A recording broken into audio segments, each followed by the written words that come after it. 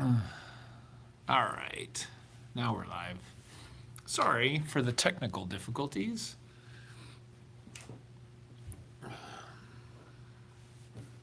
Let's get a good angle. Sorry, the tripod's not perfect, but thought I would pop in, see if anybody else is around.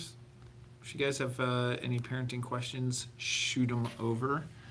I'll see what I can do. I've got some time here before another appointment. And I'm patient.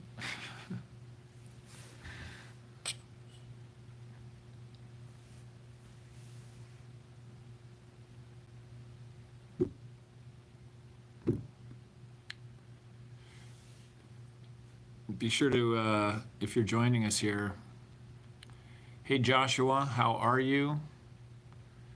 Let me know where you're located, and if you have any questions, I'd be happy to answer. Just popped on for a couple minutes here before another appointment, some stuff I got to do.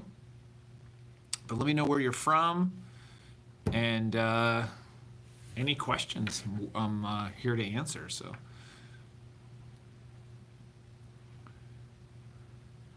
It's always good to know who's joining us. Got a video coming out. What is today? Today's Tuesday. Got a video coming out on Thursday for first-time dads. So that should be interesting, and first-time dads and how to enjoy the baby a little more.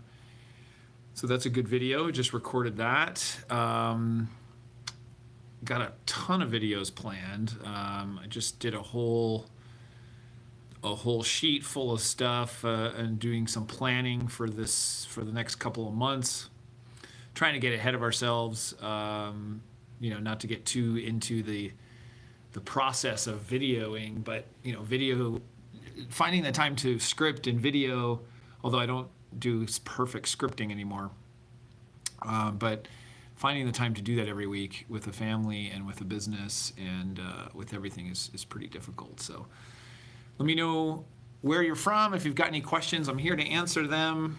Always enjoy popping on. YouTube happens to be my favorite audience. It's also the largest audience, I think. So shoot me any questions. I'd be happy to answer. It's on this lovely Tuesday afternoon. And you guys can see my office. This is like the back side of the office here. There's some cameras and probably, can you see some lighting equipment? I don't know if I turn it around, you probably could. There's some lighting, there's the backdrop, and another office where I do some other work. And then my assistant is right there, but he's out sick today. So I'm using this space to do a live. So I'm thinking about doing some more live. So, here, Joshua's got a question. Let me see here. Our twins are a month old. What are your recommendations to help my wife and get a decent amount of sleep? Why are these questions going? It was with one kid, sleep-in shifts. Yeah, so twins is a unique experience, but which I didn't have. So getting sleep is really important, and this is at least what worked for me and my wife. Sorry, I'm gonna break some of the camera stuff. There's no point on two people being extremely sleep deprived. So one of the things that worked for me, my wife took off. She's a full-time nurse, but she took off for quite some time, and actually the first time only took off for a short amount of time, but then went back to work part-time.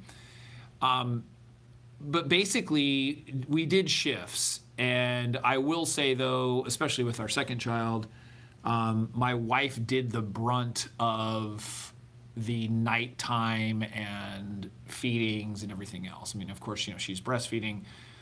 And part of that was just the agreement to do that, in that, it didn't make sense that if I had to go to work, to do that. If it's something where your days off, you can then do the feedings or do that. So I would suggest scheduling of some kind where you can switch off feedings if it is the nighttime feeding that's causing the lack of sleep.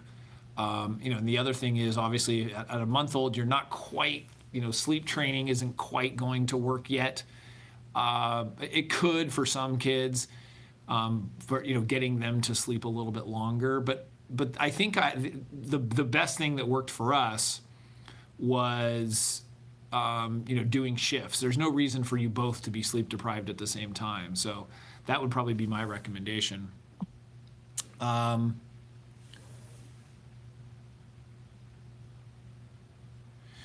So Aaron, we're in the 5th month of our pregnancy. We have not set up a nursery yet, and I feel we're falling behind in preparation. Should we have more ready by now? So Aaron, you're obviously putting some pressure on yourself, and or other people are putting pressure on you to feel like you have to have everything set up. Here's the thing, a lot of people nest, that's what they call it, and getting it ready, and you're excited about the baby coming. The timing really doesn't matter. It's everybody's different. I just did a video about this where we get so much stuff and we prep so much for the baby, but the truth is, whether you have a nursery or not, ready or not, the baby sleeps next to you on the bed, or the baby sleeps in the other room, or sleeps in your room, or it all doesn't really matter. You're not, at least for me, you're not being judged as a good, bad, being ready parent, whatever. You have to do what's good for you and your family. And sometimes I think there is pressure, because whether it's family and friends and they know you're pregnant and they're like, oh, how's the nursery coming along? And then, or, how's this coming along? Or have you picked out everything yet? And the truth is the baby needs food, clothing, and love, and diapers. There's not, the other stuff is all sort of, I don't know, it's sort of extra. It's really, I think some of it's a waste, actually. I think we spend a tremendous amount of money on things. We were lucky in that we had a lot of hand-me-downs. We had neighbors and friends who had stuff.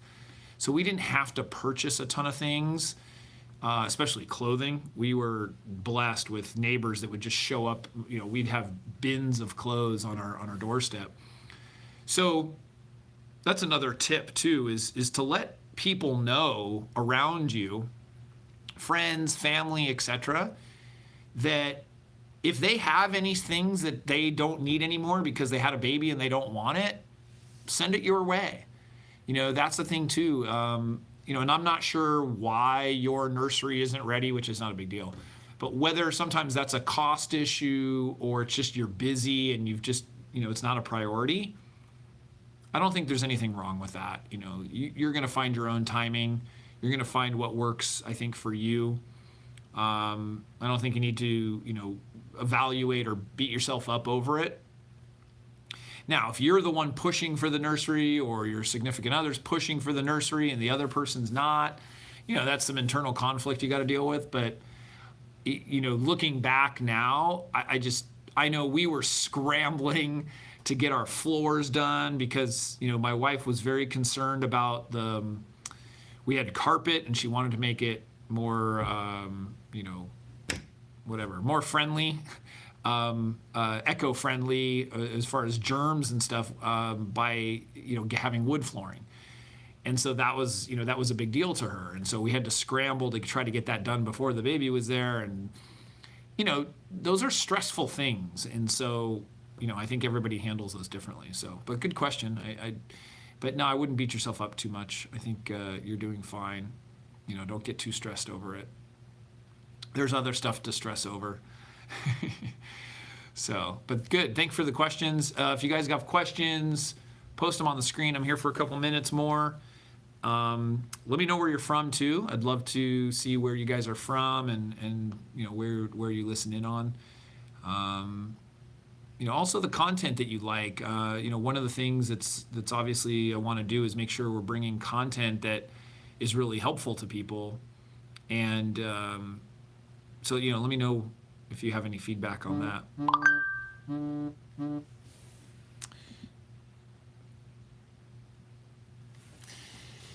John asks, any advice on choosing a daycare for a 3-month-old? So my wife and I evaluated that idea. We actually ended up not going to daycare, not giving our child to daycare.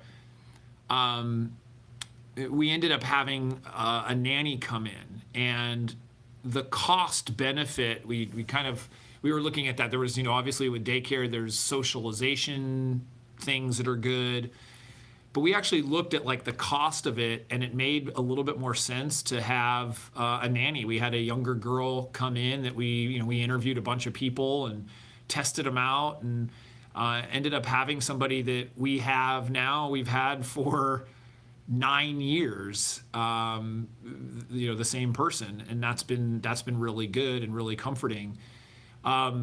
The reason for it too, and you look at the cost of, it depends on the cost where you're located and what, but having somebody that could also do other things while they're with your child was helpful. So as an example, you still have to get laundry done, you still have to go to the store, you still have to do errands and all this, and we didn't want to still have to do those things.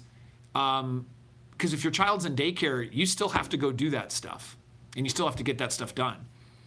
So I almost thought of it a little bit more like a personal assistant, if you will. And so we had her getting our if we had dry cleaning or something, doing doing some of the laundry, not a lot, occasional cooking if there was some, and then also running around and getting stuff. I mean, we had to bring stuff somewhere, we had to return an item, we had to, whatever it is, and what that did is that freed us up to be able to spend more time with our kid, and with our child. And rather than, hey, I'm finished with work, but I've got to go to the store now for an hour, I could go home and I could play with my child for an hour.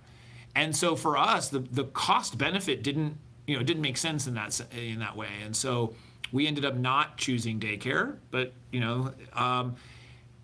so that's that question. But as far as how to choose, if it was me and I'm going into that scenario, I didn't do it, but I would visit a lot of them. That would be one. You talk to the people and you see what their style is like, their demeanor. Obviously, if the place is clean. I would talk to other parents that are there, and so go there at a time when there's a class coming in and out, and talk to the other parents that bring their children there. So getting personal referrals is usually a good thing.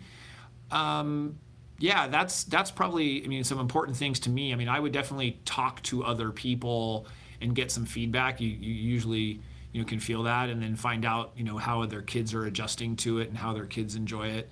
And then maybe, talk to them as well. You can't always tell from just talking to somebody. You never know. They could put on a big front, and they could be really nice, and then the reality that it's not. I think you have to know too what it is that you're looking for. So maybe make a list of things of what is it that you want out of the daycare. You want your child to be safe. You want them to be learning certain things. I think you have to be pretty specific of what it is that you want and what your expectations are, and then talk with them to see if they're in agreement that your expectations are real. And then the other thought, like I said, is look at the alternatives. I know I've seen there's smaller places, there's larger places. There were some places near us where some people brought their kids to a family that was actually licensed, but they brought them to their house, and the mom watched like 5 or 6 children. It was a little different environment. So I think you just have to feel really comfortable with it. It's a little bit scary, I know, to leave your child with a stranger or with somebody. I know that, we felt a little strange about it. And so even with our situation, with a nanny, we ended up, and I also ended up in the beginning working from home. So I changed, I'm self-employed, so I was able to do that, but I actually was able to change sort of my, my office environment so that I could come home and work and then take some breaks and be with the child a little bit. So you just got to figure that out. But ultimately, obviously, it comes down to cost and some of the other things. So, but great question. If anybody else has any questions, I'd be happy to, field some questions. The screen, they drop, these screens, I don't know what happens. Yeah, so you guys end up asking questions and I can't see them.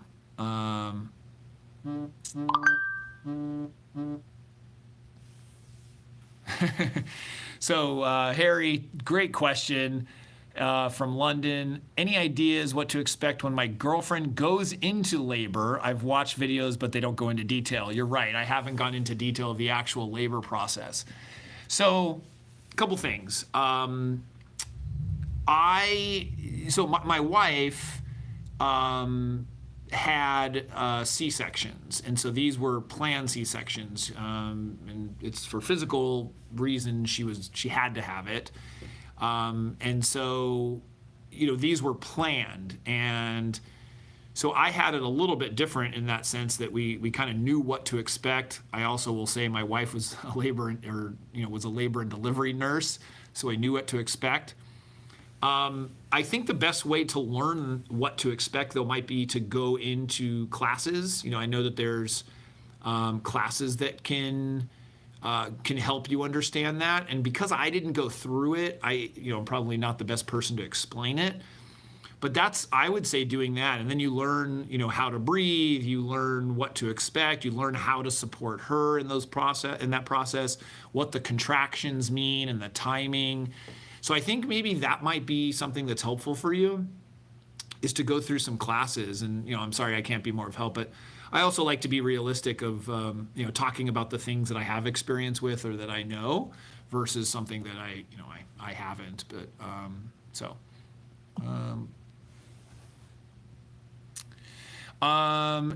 Andre, recently had our daughter born before Christmas. Well, congratulations. How can I help my wife adjust to being a mom? So adjusting to being a mom, that's interesting. I might need a little bit more specific on what exactly she's having trouble with adjusting to. That might help a little bit of the context is, if she's having difficulty because, it's a lot of work or she's, not familiar with what to do, there's a lot of different sort of variations of that. So I don't know that I'll try to touch on it my best, but, in general, I have a couple videos on this, is that you are there to, this is on the pregnancy, you're there to support her. Now the baby's born. It's a 50-50 partnership, especially when you guys, if you're married or you live together or such. So you do the best that you can by helping in whatever way you can. And so one of the things I would recommend is creating a schedule and task list. So specifically write stuff down. Get a weekly calendar, whether you laminate it or whatever. Monday morning, this happens, this time, we do this is the feeding, this is the nap. Now, I understand not everything's going to be perfect and the baby will do what they're going to do and they may not nap and feed at the exact same time. But in general, you want to know who's responsible for what. And that sets some expectations that really helps. And that at least helped for us. Then I knew on Tuesday, Thursday, Saturday, Sunday, I was in charge of dinner. So I needed to make sure that I was, that I handled dinner. And, my wife always handled laundry, but then I handled going to the store or, whatever it is. And you divide up these tasks. And so that if she's having some difficulty adjusting, find out what exactly it is that she's having difficulty with, and try to support that and try to help out, where you can. It might help if, so hopefully that helps. Oh, thank you, John. John's out of Denver, been watching the videos. They've been helpful. 3-month-old, very cool. Sorry, these questions, I need to get a different screen. My finger goes on the screen and then, I apologize. This is not a cool way to do it. I need to get a monitor. Very cool. No, I'm glad you guys are getting value out of that, out of this stuff. I have been thinking about, I did a live show some time ago, and I did quite a few. So I wanted to, I was thinking about doing that again and doing the live show. And so obviously, for you guys that are on, it'd be interesting to see if, that would be helpful to get some questions answered, and to do that and maybe pick some topics for the day. So I don't know. I'm trying to think of whether a live show is more valuable because people can get specific questions answered versus dedicating that time to just more videos and, doing more videos per week and maybe a second video per week or maybe 3 videos per week. So that's kind of what we're trying to look at. Let's see. Andre, yes, balancing tasks. Okay, glad I was able to answer that. If you guys have any questions, shoot them over. I'd be happy to answer. P just got news in December. I'm expecting these. What advice can you give for handling any negativity in terms of mental health toward the pregnancy and the baby? So depends, I guess, if the negativity is yours versus the negativity of your significant other. I guess I can touch on both. So a couple things. If the negativity is your own, then you have some work to do, and that work is in different forms. And if you're willing, but you've got to do the work. And I have some videos about, blame and empathy and all kinds of other things. And, those are really good resources to use about how to kind of change your mindset. Now, I can give you, my own personal antidote is I used to be much more negative of a person. And I think that was just out of practice. I'm trying to think of any other reason, other than just, that's the way that I was. And I started realizing the people around me were not benefiting from me being negative, especially my wife and kids. And so the things that I started doing, I was already taking care of myself physically, but I started taking more care of myself mentally. So I started meditating. I started, researching and looking into ways of being more positive. Some things as an example were like empathy, where a lot of the negativity and such was very selfish and looking at myself and, what's in it for me and such. I started focusing on other people. So one of the things you can do in pregnancy is focus on the other person, and that kind of takes the focus off yourself. And I found that was really helpful. So I might need some clarification too. It might help for handling any negativity. The other might be in terms of mental health towards negativity, if other people are being negative towards you. Now, if your significant other is negative, you can only do so much. You can talk to them when they're, when everything is okay and stable. You want it to be nice and a good conversation. And talking about how that affects you and how it affects the child and how you want to be positive. If somebody is unwilling to change or somebody is unwilling to, improve, there's not much that you can do. You can't force somebody to change. What you can do is you can change your own attitude, and you can change your own thoughts about it. And sometimes that can have an impact on them. I know that in general, my wife is really positive. She's a very positive person. And the thing is she's positive regardless of whether I'm positive or not. So she just has that ability where I have had to learn that. And so I'll give you an example that if she's in a bad mood, and let's say that she was in a bad mood and she yelled at me for something, in the past, I would get really upset at her for yelling at me or for getting mad at me.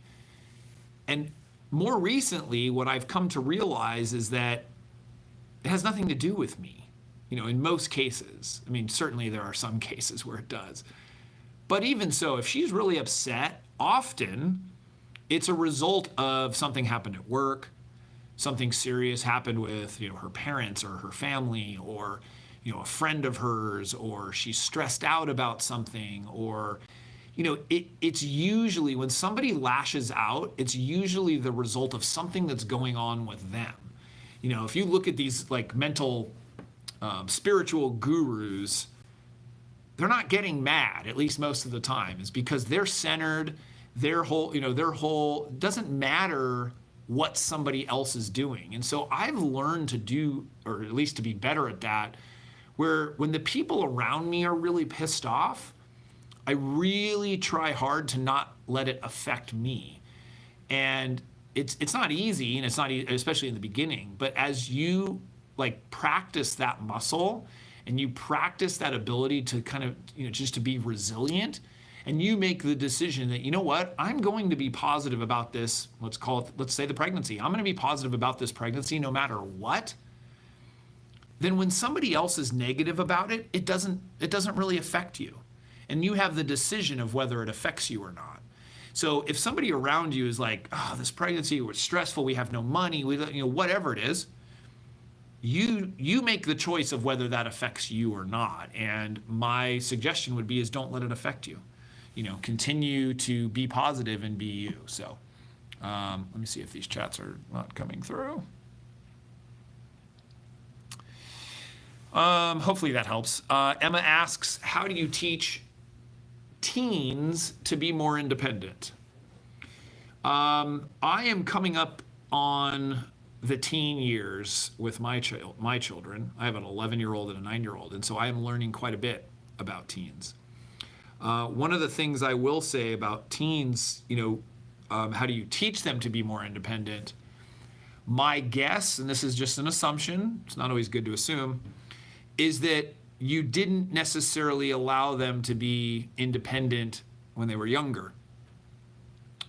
It's much less of a transition if you've allowed them to be independent all along. And what's happened, and I see this all over the place, is that parents do way too much for their kids. And they don't allow them to be independent. And the parents do it, it's not for a bad reason. The parents do all this stuff for the kids because they feel like that's a way of showing love. They feel like that's how they're helping them. Their intention is positive. The intention that they have is really positive, but the end result is that you have a child that is dependent. And instead of creating a child that is independent, can make their own food, do their own laundry, wakes up on their own, makes their own lunch for school, packs their backpack, carries their own back. I mean, I see this stuff all the time, but even in grade school where children are walking and the parents pick them up, and then the parent grabs the backpack and walks for them with the backpack. This is a public service announcement. If your child is old enough to have a backpack, they have to carry their own backpack. So it's the same thing about getting up in the morning. It's the alarm. Granted, selfishly, sometimes I still like waking my kids up because they're so nice in the morning. So I like giving them a back rub or something. So selfishly, sometimes I'll do that. But they have their alarms. They're in charge of their own breakfast. They're in charge of making their own lunches. They're 9 and 11. And so that transition of being, into an independent teenager, Yeah, so Emma, you had said we'd homeschool, so you're trying to get them more adjusted. Absolutely. So it usually stems from, prior to that, is that kids are way more capable than we give them credit for, you know? And that goes for cleaning and responsibilities and such. In fact, I just was talking to my children this morning. We have a responsibilities chart, and we just were revisiting it because some of the responsibilities weren't being done. And they have to sweep the floor, they've got to clean the bathroom, they've got to clean their rooms. This is all stuff that's part of being the family. It's part of being a part of the family. And, my advice is allow them to do those things on their own and show them and let them fall, let them fail. It's okay. It's okay for them to fail. It's something that, we as parents, like, we love them so much, we don't want them to fail, but failing is part of it. They make some sandwich and it's disgusting and they don't want to eat it, or, it's stupid examples, but, they do the laundry and, the white underwear turns out pink because they put something red in it. That stuff's going to happen. It's okay for them to fail. And we just teach them and say, hey, let's fix this and let's do it next time. So, when I look at my own children and having made the attempt for them to be independent, and my children are different. I've got a boy and a girl and different ages, and they're very different different personalities and such. But in general, we've tried to make them independent from a very young age. And, some of that can be good, some of it's bad. My son, as an example, we were talking about leaving. He's like, yeah, that's fine. Go ahead. Even when he was younger, he was fine staying home by himself, whereas my daughter was not okay with that, and she didn't feel as comfortable. So it depends on the child too. And so, I think many times children are more comfortable with something, and it's us who limit them. So let's say it is the child staying home by themselves for an hour while you go to the store. Your child's like, no, I'm good, but it's us that's like, well, no, I don't feel right about it. Or we don't feel right about allowing them to do XYZ chore, or we feel bad, so give them more responsibility. They'll be fine.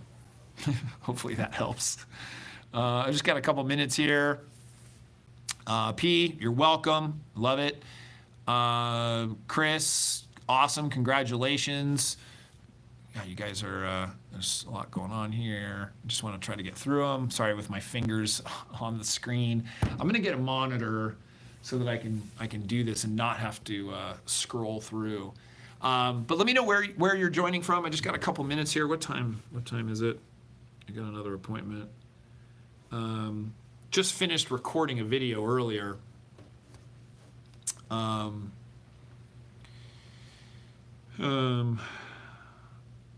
Okay. Oh,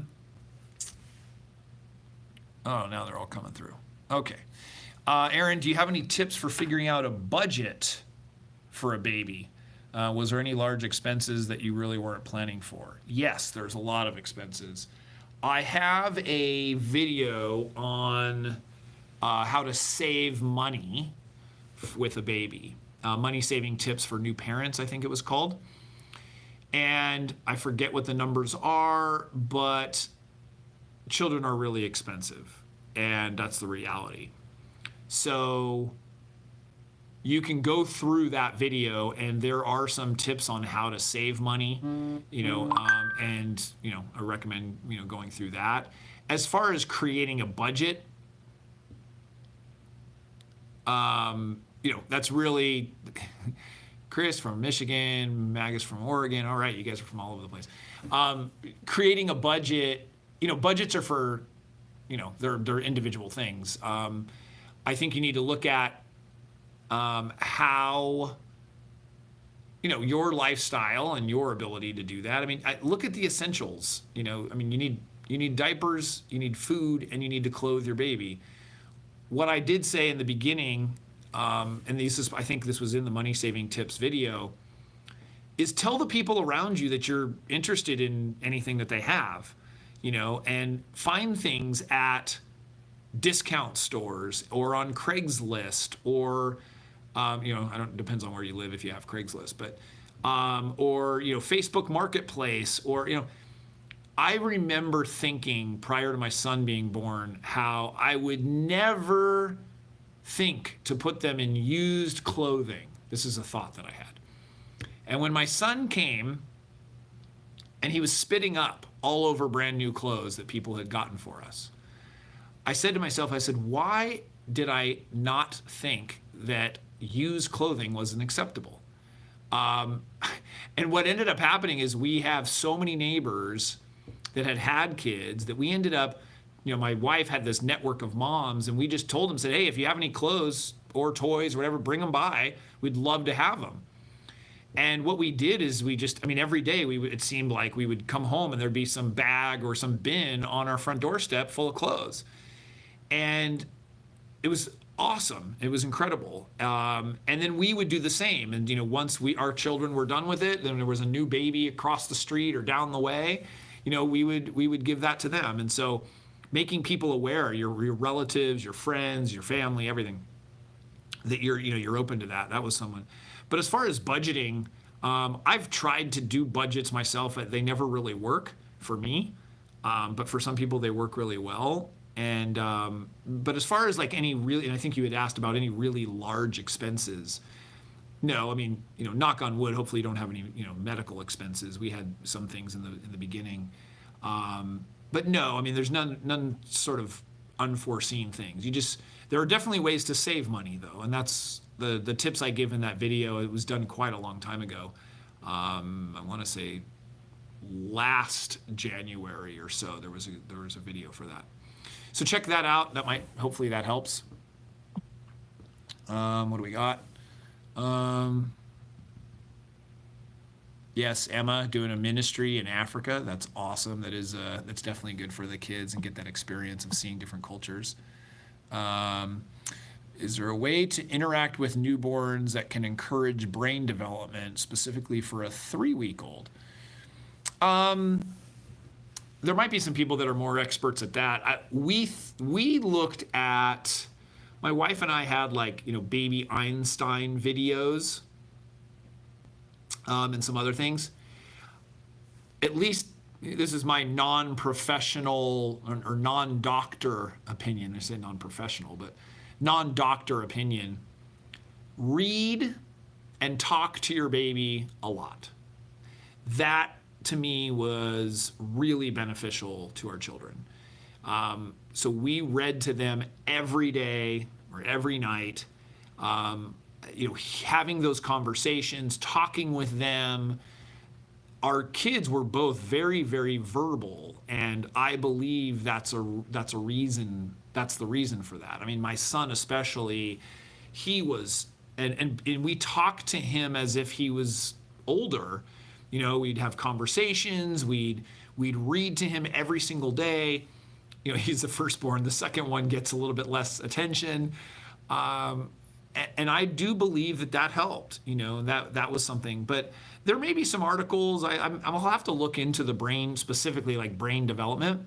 But people had said that these videos were good. I personally didn't love, putting our child in front of the video, even if it was brain development. So I think reading and playing with the child and interacting with the child was the best way to do brain development. Bringing them places, experiencing things, being able to touch stuff and all kinds of things. Spending that time interacting was really valuable. And I will say, part of that is that we had the ability to do that. My wife was able to stay home. And so, for at least a large amount of time. And she interacted with them constantly. And I think that was really beneficial versus, I don't know that that's the fact, but when they're in an environment where they're not touched as much, where there's not as much interaction, maybe they're with a caretaker or they're with daycare or they're with something else, you'll want to make sure that they really get that interaction. So, versus just maybe sitting in front of a television or sitting in front of a screen or sitting in, or being by themselves. It's just kind of boring. So that interaction was really helpful. The reading was helpful. So hopefully that helps. Sorry, touching the screen again.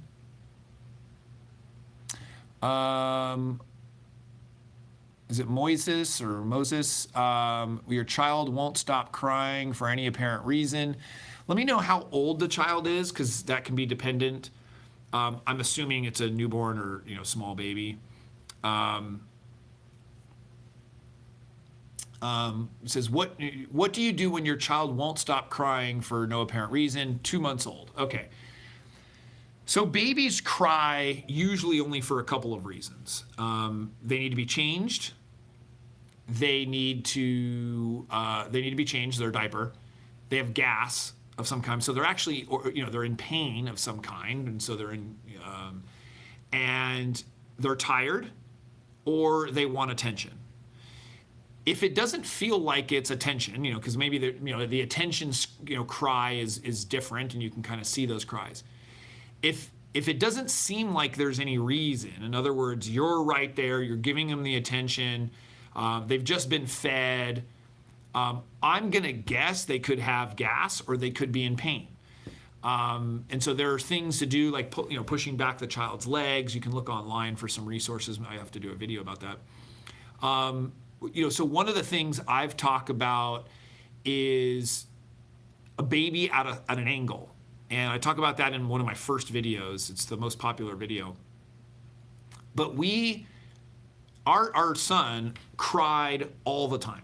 He would cry constantly. What we figured out that a lot of it was just discomfort. He had discomfort and was gassy and such. And so it was my mother who said, well, why aren't you putting him on an angle? Put him on an angle. And I was like, what is she talking about?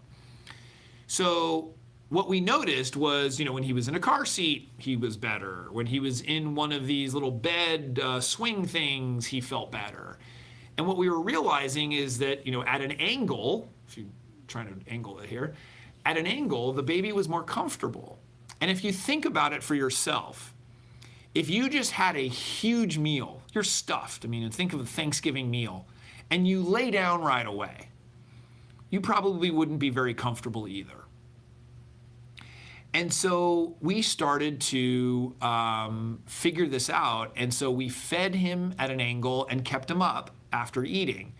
We actually did this, and I've been challenged since then, but we actually had him sleeping at a bit of an angle, a very small wedge. And if you look in the hospital, the babies are in a little bit of an angle, at least in our hospital they were.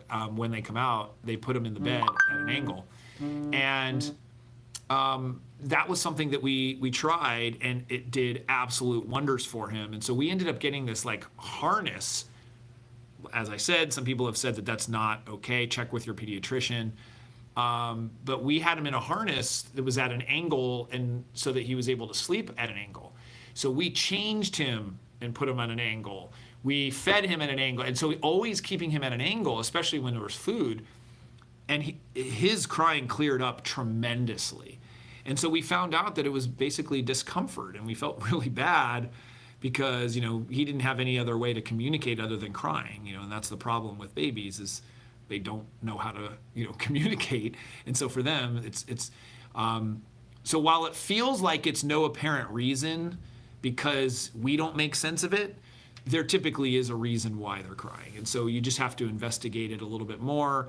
Monitor when it happens, and I would guess that it might be related to the feedings and gas and discomfort. It could be in the stomach, it could be any of that. So try that and see if it does any difference. I'm a new dad in UK.